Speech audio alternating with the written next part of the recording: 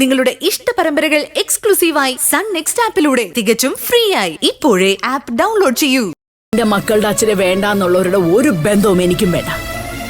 ഇപ്പൊ ഇവിടെ വന്ന് സംസാരിച്ചിട്ട് പോയവനെ ഞാൻ എത്രമാത്രം സ്നേഹിച്ചിട്ടുണ്ടെന്നറിയോ?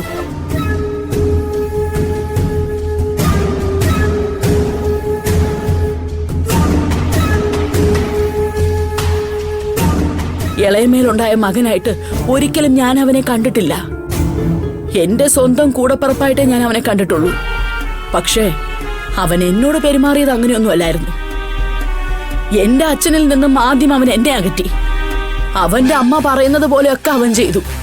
ആന്റിയുടെ അച്ഛന്റെ ജീവിതത്തിലേക്ക് ആ സ്ത്രീ എങ്ങനെയാ വന്നത്? എന്റെ അമ്മയ്ക്ക് സുഖമില്ലാതെ വന്നപ്പോ ഇടയ്ക്കിടയ്ക്ക് അമ്മയെ സഹായിക്കാനായിട്ട് വരുമായിരുന്നു. പക്ഷേ അവരച്ഛന്റെ രണ്ടാം ഭാര്യയായിരുന്നു എന്ന് എല്ലാവരും അറിയുന്നത് എന്റെ അമ്മയുടെ മരണശേഷമായിരുന്നു.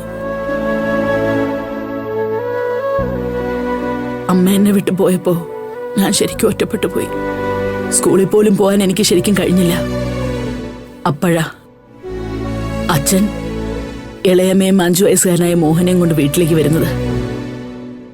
ഇതൊന്നും ഞാൻ പോലും ഓർക്കാൻ ഇഷ്ടപ്പെടാത്ത കാര്യങ്ങളായതുകൊണ്ടാ അധികം ആരോടും പറയാത്തത്. എന്റെ അച്ഛനും ഞാനും കൂടെ കൂടുതൽ അടുക്കാതിരിക്കാൻ വേണ്ടി പല വഴികളും ഇളയമ്മ നോക്കി.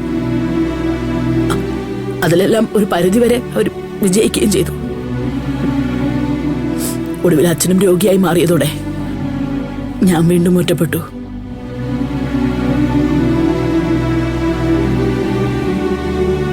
കൗമാരപ്രായമെത്തിയ ഒരു പെൺകുട്ടിയുടെ മുന്നോട്ടുള്ള ജീവിതം എന്താകുമെന്ന് പോലും അറിയാതെ ഞാൻ വിഷമിച്ചു.